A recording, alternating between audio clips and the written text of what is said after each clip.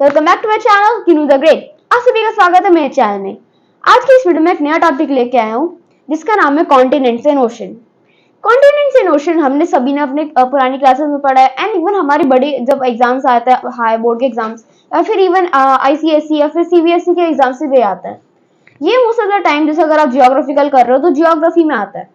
Continents का मतलब होता है, सबसे पहले तो ये देखो, अगर आप इस पास्ट को अच्छे से देखो तो ये आपको जो बड़े बड़े लैंड मासेस दिख रहे हैं ना, जैसे अफ्रीका हो गया, फिर इधर हमारा एशिया हो गया, फिर इस पोर्शन में हमारा यूएसए यूरोप हो गया, फिर इधर साउथ अमेरिका हो गया, इनको हम कॉन्टिनेंट्स कहते हैं। कॉन्टिनेंट्स का मतलब होता है कि कोई ऐसा लैंड मास जो कि बहुत सारे जियोग्राफिकल रीजन से बना हो।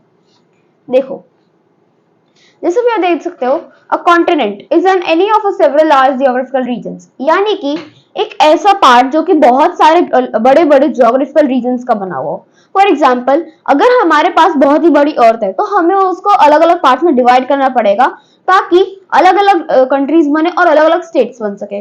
इसके लिए हमने कॉन्टिनेंट्स बनाए और टोटल 7 कॉन्टिनेंट्स होते हैं। Continents are generally identified as a convention of rather than any strict criteria. इसका मतलब होता है कि कॉन्टिनेंट की अलग कोई ऐसा स्ट्रिक्ट क्राइटेरिया नहीं होता है। कॉन्टिनेंट को हम कोई कंट्री या फिर कुछ ऐसा नहीं बुला सकते। कॉन्टिनेंट का मतलब होता है एक ऐसी पर्टिकुलर प्लेस और एक ऐसा पर्टिकुलर लैंड मास जिसके अंदर कंट्रीज हो, उसको हम कॉन्टिनेंट कहते हैं। A continent would be a single landmass or a part of a very large landmass, as in the case of Asia and Europe. इसका मतलब है कि जैसे आपने देखा होगा, अगर एशिया का ही पार्ट ले तो एशिया में जापान है और जापान आइलैंड है, फिर भी हम उसको अपने एशिया में काउंट करते हैं क्योंकि वो अलग अलग पार्ट्स में है, बट स्टिल वो एशिया में ही आता है और इसलिए जापान को हम ये कहते हैं कि वो एशिया में है। ऐसे ही अगर हम यूरोप को देखें तो यूरोप में भी ऐसे बहुत सारे आइलैंड्स हैं जो कि एशिया में माने जाते हैं, यूरोप में माने जाते हैं। जैसे फॉर एग्जांपल यूके ले लो, यूनाइटेड किंगडम, वो भी एक तरीके का आइलैंड ही है और वो बहुत ही टॉप पे है। अभी मैं अगर आपको दिखाऊं तो इधर देखो, due to this the number of continents varies up to 7 or as few as 4 geographical regions are commonly regarded as continents। इसका मतलब है कि जैसे मैंने आपको पहले बताया था, टोटल कॉन्टिनेंट तो 7 होते हैं, लेकिन जो मेन कॉन्टिनेंट्स माने जाते हैं वो है 4, जैसे north America, south America, Africa and Asia and Eurasia. Now हमारा आता है the several continents in the world. First is Asia, second is Africa, third is north America, fourth is south America, fifth is Antarctica, sixth is Europe and seventh is Australia. अभी currently Australia को अभी एक continent कम country का माना जा रहा है, क्योंकि ऑस्ट्रेलिया के सिर्फ 2 पार्ट्स करे हुए हैं और उसके कारण उसको भी एक कॉन्टिनेंट कम कंट्री माना जा रहा है। Now Asia, Asia is the largest continent by the both land area and population. इसका मतलब है एशिया पूरे वर्ल्ड का सबसे बड़ा कॉन्टिनेंट है, हमारी पॉपुलेशन और लैंड मास को दोनों गिन के।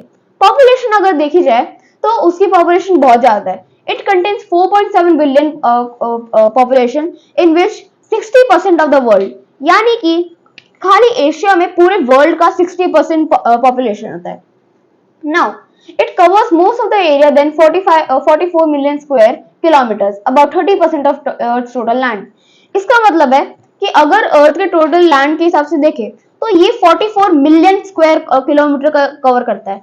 जैसे मैंने आपके अपने पहले वीडियो में आपको सिखाया था पेरीमीटर इन एरिया में स्क्वायर कैसे निकालते हैं, तो अगर आपको वो वीडियो भी नहीं देखी है तो आप पहले वो वीडियो जाके देख सकते हैं ताकि आपको स्क्वायर का किलोमीटर कैसे निकालते हैं वो आपको अच्छे से पता चल जाए।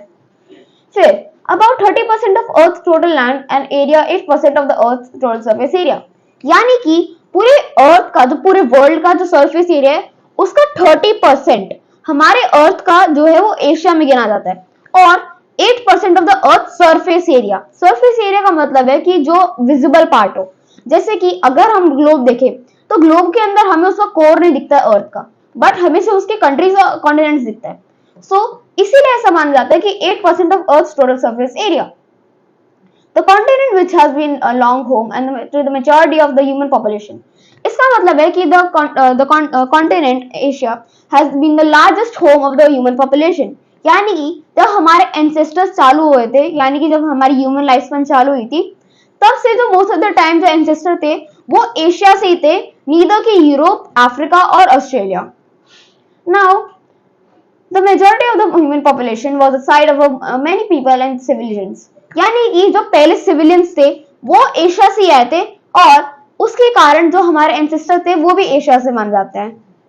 फिर its 4.7 billion constitute and roughly 60% of the world's population, having more people than the all continents combined. यानी कि अगर पूरे हम कॉन्टिनेंट्स को कंबाइन करें, Africa, north America, south America, Europe and Australia and Antarctica, उन सब की पॉपुलेशन को अगर हम काउंट करें तो फिर भी एशिया की जितनी पॉपुलेशन नहीं हो पाती है, क्योंकि एशिया की पॉपुलेशन पूरे वर्ल्ड के 60% है। Now next is our Europe. Europe is the continent comprising the westernmost part of the peninsular Eurasia.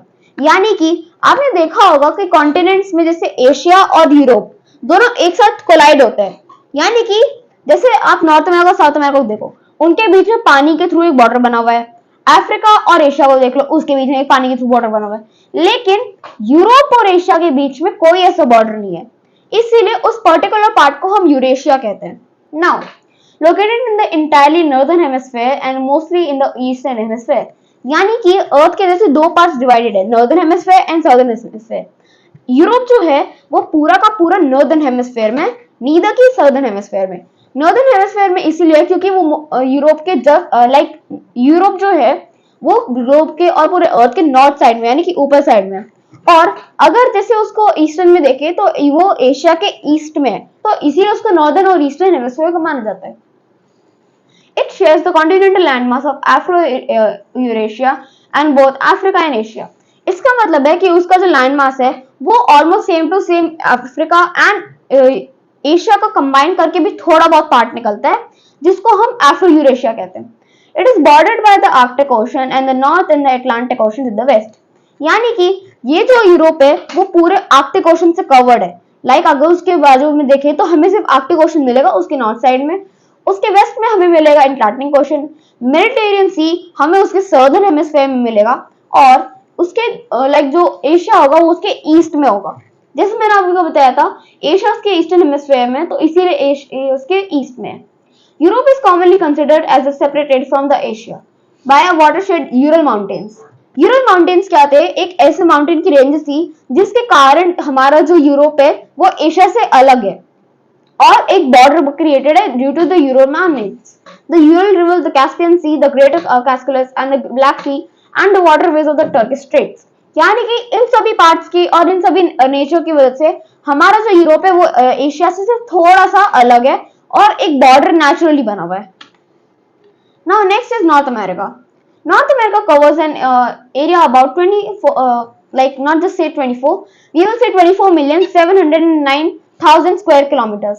It means कि नॉर्थ अमेरिका जो है वो एक तरीके का बहुत ही बड़ा लैंड मास है। जैसे मैं आपको बताया 24,709,000 स्क्वायर किलोमीटर, जो कि बहुत ही बड़ा लैंड मास है।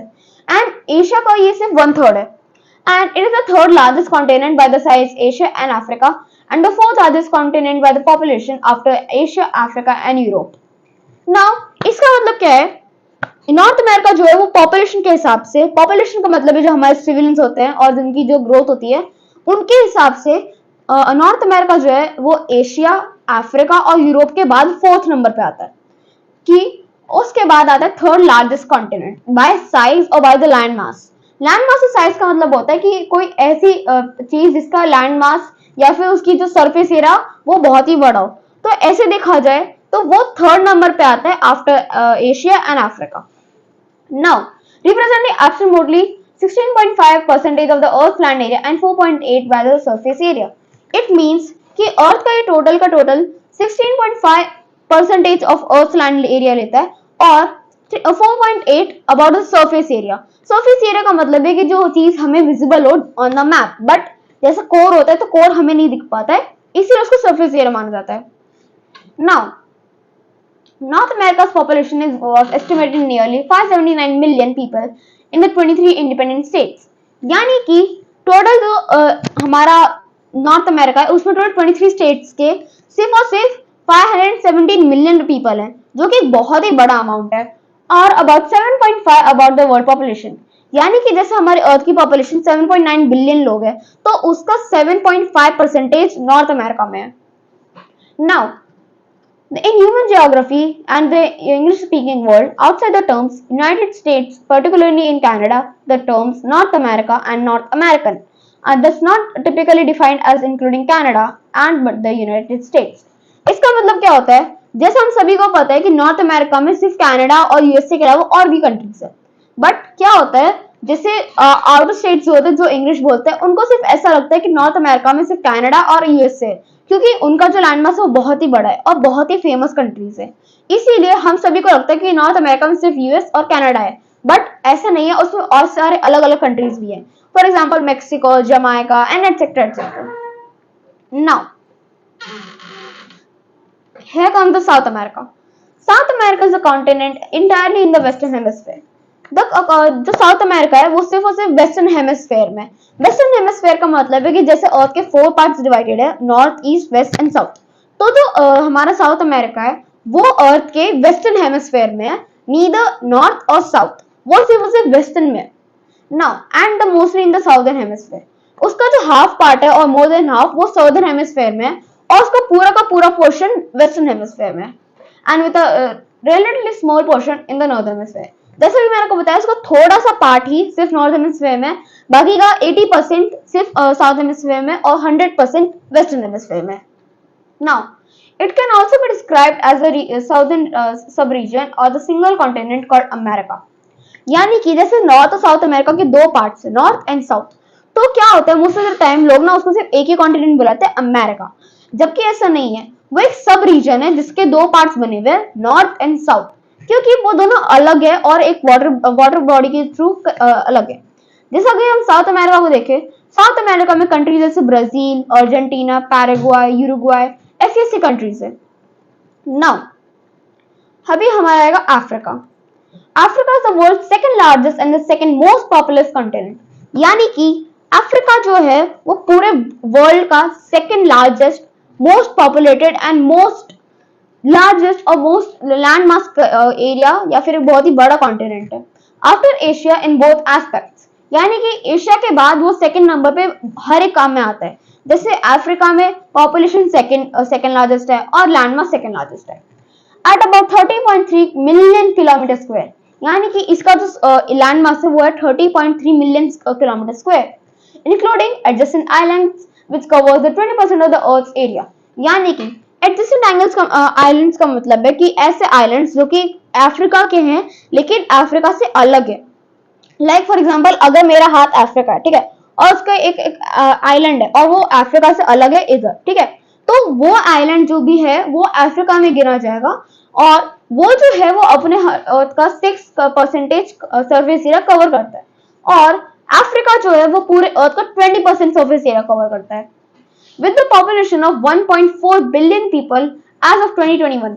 यानी कि जब 2021 में इसकी पॉपुलेशन मेजर करी गई थी तो वो समथिंग अराउंड 1.4 बिलियन आई थी.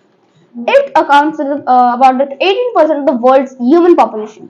यानी कि अगर अफ्रीका की पॉपुलेशन को परसेंटेज में देखा जाए तो आउट ऑफ 100 इसकी जो परसेंटेज है वो 18% है और इसकी पॉपुलेशन बहुत ज्यादा है, 1.4 बिलियन, और अर्थ की पूरी की पॉपुलेशन सिर्फ और सिर्फ 7.9 बिलियन है. तो आप देख सकते हो कि अफ्रीका का भी हमें इतना टाइम नहीं लगेगा कि Africa first largest population country continent बन जाए, एंड वी नेवर नो कि वो सबसे बड़ी कॉन्टिनेंट भी बन जाए या नहीं.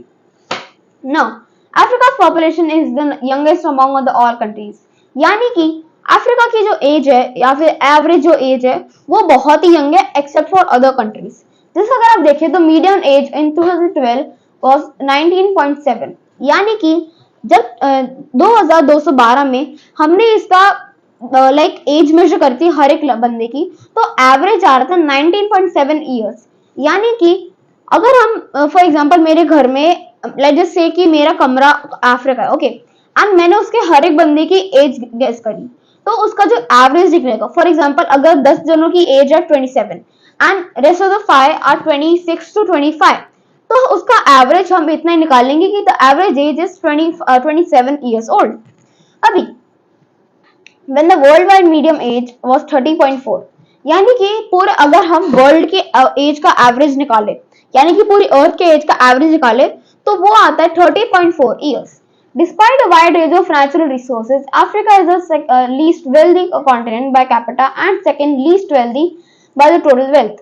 इसका मतलब है कि जैसे अफ्रीका में कितने सारी चीजें मिलती है लाइक गोल्ड, डायमंड, सिल्वर, इतने सारे नेचुरल रिसोर्सेज है, इवन ऑयल भी है, तो फिर भी वो बहुत ही पुअर है। क्योंकि होता क्या है, जैसे जो बड़ी कंट्री जैसे यूएसए हो गया, कनाडा हो गया या फिर एशिया हो गया, तो वो हमारे अफ्रीका से अलग अलग रिसोर्सेज लेते हैं और उसके इतना इनफ पे नहीं करते, क्योंकि अफ्रीका में पीपल जो है वो इतने एजुकेटेड नहीं है। They think that education is not important, इसलिए अफ्रीका में जो है वो एजुकेशन रेट बहुत ही कम है और सेकंड लीस्ट वेल्दी कंट्री है, यानी कि वो उसका जो पुअर रेट है वो बहुत ही कम है। एंड देखा जाए तो उसका 70% जो लोग हैं वो पॉवर्टी लाइन के नीचे रहते हैं। पॉवर्टी लाइन का मतलब है कोई ऐसी इनकम सोर्स की लाइन जो कि एक स्पेसिफाइड हो। जैसे इंडिया की poverty line 1200 rupees per month है, यानी कि अगर कोई भी बंदा 1200 रुपीज पर मंथ कमा रहा है तो वो पॉवर्टी लाइन के ऊपर रह रहा है। बट अगर वो बंदा 1100 रुपए प्रति महीना कमा रहा है तो वो पॉवर्टी लाइन के नीचे माना जाएगा। Now next is our Australia. Australia. Officially, the Commonwealth of Australia is a superior country comprising the mainland of Australian continent. इसका मतलब है, जैसे मैंने आपको पहले बताया था, इस ऑस्ट्रेलिया जो है वो कॉन्टिनेंट कम कंट्री है। कॉन्टिनेंट कम कंट्री का मतलब है कि ऑस्ट्रेलिया जो है वो एक टेक्निकली कॉन्टिनेंट है, बट इतना छोटा है कि उसको हम एक कंट्री की तरह मानते हैं। और जैसे आप सभी ने प्लूटो प्लैनेट के बारे में सुना होगा, तो ऑस्ट्रेलिया का जो पूरा कवर है वो सिर्फ और सिर्फ प्लूटो के जितना है। प्लूटो कितना, आप इससे ये अंदाजा लगा सकते हो कि प्लूटो कितना छोटा प्लैनेट है। Now the next is the islands of the Tanzania and the numerous smaller islands, यानी कि ऑस्ट्रेलियन कॉन्टिनेंट में बहुत सारे छोटे छोटे आइलैंड्स होते हैं, जिसमें से कुछ आइलैंड्स होते हैं of Tanzania and numerous smaller islands. इसका मतलब होता है तंजानिया, जैसे हमने सभी ने सुना मालदीव्स के बारे में। मालदीव्स एक स्पेसिफाइड आइलैंड नहीं है, उसके बहुत सारे आइलैंड्स होते हैं, लाइक 50 to 70 आइलैंड्स। बट जैसे हमने दमन और दीव के बारे में सुना है, तो दमन और दीव में भी 20 to 25 आइलैंड्स होते हैं, इसीलिए उन्हें आइलैंड्स ऑफ तांजानिया कहा जाता है and numerous smaller islands. Australia is the largest country by area and Oceania.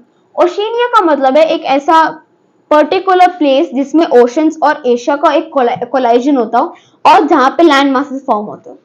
And the world 6th largest country, यानी कि ऑस्ट्रेलिया भी एक तरीके की कॉन्टिनेंट कंट्री है जो कि वर्ल्ड की 6th लार्जेस्ट कंट्री है। Australia is the oldest, flattest and driest inhabited country continent. मतलब कि अगर ऑस्ट्रेलिया को उसके कॉन्टिनेंट के अलग अलग स्पेसिफाई की तरह किया जाए तो वो सबसे पुरानी है और सबसे फ्लैटेस्ट है, यानी कि उसके अंदर आपको इतने माउंटेन्स, इतने वैलीज और इतने प्लेन्स नहीं मिलेंगे, बट एक पूरा एक बंजर जमीन मिलेगी, ना कि जिसमें कोई माउंटेन्स होते हैं, ना कि कोई लाइक वॉल्केनोज होते हैं। So it is the driest. Driest का मतलब है कि उधर जो फर्टिलिटी रेट इतना ज्यादा नहीं है, उसकी जो सॉइल है वो बहुत ही ड्राई है। ड्राई सॉइल का मतलब है कि उधर इतनी फार्मिंग नहीं हो पाती है, इसीलिए ऑस्ट्रेलियन गवर्नमेंट ने नए नए सॉइल्स मंगाए, जिसके कारण हमारी लाइक पॉपुलेशन के साथ साथ क्रॉप्स भी बढ़ सके। Now with the least fertile soil, जैसा मैंने आपको बताया था, उसकी जो सॉइल है वो बहुत ही लेस फर्टाइल है, यानी कि क्रॉप्स इतने ज्यादा नहीं उग सकते। It is a mega diverse country and its size gives a wide variety of landscapes and climates, यानी कि इस कंट्री में बहुत सारी डाइवर्सिटी है। डाइवर्सिटी का मतलब होता है कि कोई ऐसी चीज जो कि बहुत अलग अलग हो।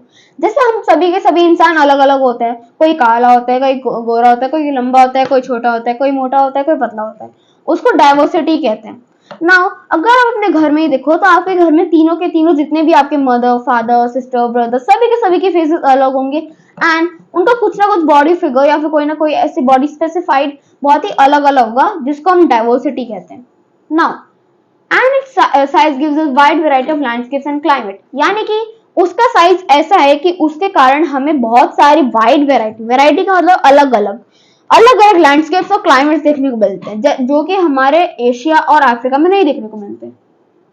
With deserts in entire tropical rainforest and in the northeast tropical savannas and the north and the mountain ranges in the southeast, यानी कि माउंटेन रेंजेस जो है वो बहुत ही कम है और साउथ ईस्ट में है, डेजर्ट्स जो है वो नॉर्थ में है and the tropical rain forest जो है नॉर्थ ईस्ट में।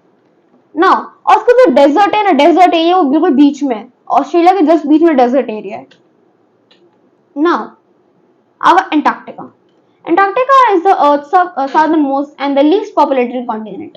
यानी कि अंटार्कटिका जो है उसके अंदर पॉपुलेशन बहुत कम है, और पॉपुलेशन ऐसा नहीं है कि अगर आपका मन करो आप अंटार्कटिका चल लो कि हमें अंटार्कटिका में रहना है, उधर बहुत सारा जमीन है, ऐसा नहीं हो पाता है। अंटार्कटिका में सिर्फ साइंटिस्ट रह सकते हैं ताकि उनको अपनी रिसर्च करने का मौका मिले, और जो नासा के और जो इसरो के मिशन कंट्रोल होते हैं वो भी होते हैं ताकि उन्हें अपनी सैटेलाइट से कंट्रोल करने का एक मौका मिले। उधर लीस्ट पॉपुलेशन इसीलिए क्योंकि उसमें बहुत ही कम लोग रहते हैं, जिनमें साइंटिस्ट ही होते हैं ज्यादातर।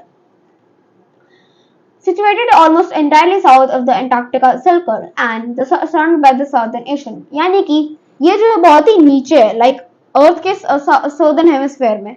सदर्न हेमिस्फेयर का मतलब है कि कोई ऐसा पार्ट जो कि अर्थ के बिल्कुल नीचे हो, और it is covered by the southern ocean. Southern ocean का मतलब है कि ऐसा सी या फिर कोई ऐसा ओशन जो अंटार्कटिका को कवर करे, और अंटार्कटिका को एक आइलैंड नहीं कह सकते क्योंकि आइलैंड का मतलब होता है जिसके अंदर बहुत ही ज्यादा डाइवर्सिटी कम, और उसके अंदर प्लांट्स हो, वेजिटेशन हो और रेन फॉरेस्ट हो, उसको हम आइलैंड कहते हैं। Now it contains a geographical south pole. Geographic south pole का मतलब है कि उसके अंदर जो अर्थ का साउथ पोल है वो होता है, और नॉर्थ पोल जो है वो अर्थ के पानी के अंदर है। तो इसीलिए हमने देखा होगा कि ज्यादातर जो कंट्रीज होती है वो अंटार्कटिका में साउथ पोल तक जाने के लिए ट्राई करते हैं। Antarctica is the fifth largest continent by being the about 40% larger than Europe. यानी कि अंटार्कटिका जो है वो है फिफ्थ लार्जेस्ट कॉन्टिनेंट, यानी कि वो अगर साइज के हिसाब से देखा जाए तो वो फिफ्थ लार्जेस्ट कॉन्टिनेंट है after Europe, 40% larger than Europe, and has an area of 14,200,000 kilometre square. यानी कि इसका जो एरिया है वो भी बहुत ज्यादा है। तो उस इतने बड़े एरिया के कारण फिर भी हम उसमें नहीं रह सकते क्योंकि उसके अंदर ना तो रेन फॉरेस्ट होते हैं और ना कोई क्रॉप्स होते हैं ताकि हम उसमें रह सके। Most of the Antarctica is covered by Antarctic ice sheet with the average thickness of 1.9 kilometre. यानी कि अंटार्कटिका जो लैंड है, लैंड का मतलब होता है जो हमारी बंजर जमीन है, उसके ऊपर 1.9 किलोमीटर की लेयर स्नो होती है। इसका मतलब कि अगर जैसे इधर लैंड है, ठीक है, और उसके ऊपर इतनी बर्फ गिरती है कि 1.9 किलोमीटर मोटी स्नो की लेयर जम जाती है। Now here comes our Pangaea। Pangaea और पैनगाइया, इसका मतलब होता है कोई ऐसा पहले जमाने में क्या था, about 200 million years ago Pangaea एक सभी कॉन्टिनेंट्स का मिक्सचर था, यानी कि उसके अंदर सारे के सारे कॉन्टिनेंट्स थे। जैसा भी आप देख सकते हो इसमें सारे कॉन्टिनेंट्स है। इधर हमारा एशिया आ गया, इधर हमारा इंडियन सब कॉन्टिनेंट, इधर यूरोप, इधर अफ्रीका, एंड इधर north America and the south America, and ये पार्ट हो गया हमारा अंटार्कटिका, एंड ये पार्ट हो गया ऑस्ट्रेलिया। तो क्या होता था, पैंजिया जब पहले एक बहुत ही बड़ा लैंड मास था जिसका बहुत ही बड़ा साइज था और अभी तक हम उसको मेजर नहीं कर पाए। So what happened was 200 million ago Pangaea was a super continent. Super continent का मतलब है कि एक ऐसा कॉन्टिनेंट जिसमें सारे के सारे कॉन्टिनेंट्स हो और सारे के सारे कंट्रीज हो। So during the late Paleozoic and the early Mesozoic eras, तब के जमाने में जब बहुत ही पहले जब अर्थ की स्टार्टिंग हुई थी तभी से पैंजिया फॉर्म हुआ था। It is assembled then earlier continents of Gondwana and Euroamerica and Siberia. यानी कि यूरोअमेरिका का मतलब है जो यूरोप और अमेरिका का कोलाइजन हो। जैसा भी आपको इधर देख सकते हो, ये पोर्शन आप देख रहे हो ये नॉर्थ अमेरिका है, ठीक है, ये पार्ट, ओके, ये नॉर्थ अमेरिका है एंड ये पार्ट यूरोप है, ये पार्ट यूरोप है एंड ये पार्ट नॉर्थ अमेरिका है। तो इनका जो मिक्सचर था उसको हम यूरो अमेरिका कहते हैं। यूरो अमेरिका मतलब है कि एक ऐसा visible not but non visible border जो कि दो कॉन्टिनेंट्स के बीच में बनता हो, जैसे यूरेशिया, यूरो अमेरिका, उनको हम ऐसे अलग अलग नाम देते हैं। Now during the California period and approximately 335 million years ago it about to break down about 200 million ago. यानी कि इसकी जो फॉर्मेशन हुई थी वो 330 समथिंग मिलियन ईयर्स पहले था, ओके। फिर उसके 200 मिलियन ईयर्स के बाद वो टूटने लगा क्योंकि एक बहुत ही बड़ा अर्थक्वेक आया था जिसके कारण वो धीरे धीरे मूव होने लगा और अलग अलग कॉन्टिनेंट से बिखर गया। नाउ अब ये वीडियो ताकि इतनी लंबी ना हो, मैं आपको ओशन का पार्ट 2 में समझाऊंगा, और ओशंस का जो है वो और भी ज्यादा डीपली मैं एक्सप्लेन करूंगा पार्ट 2 में। So that's it for today. I hope you really liked this video and I hope you really enjoyed this. Please do like, subscribe and share this video. If you gain knowledge about this, please do let me know in the comments. जैसा भी आपको मैंने continents और Pangaea के बारे में बताया, अगर आपको कोई भी डाउट है तो आप मेरे से फील फ्री होके पूछ सकते हो. So till then, bye.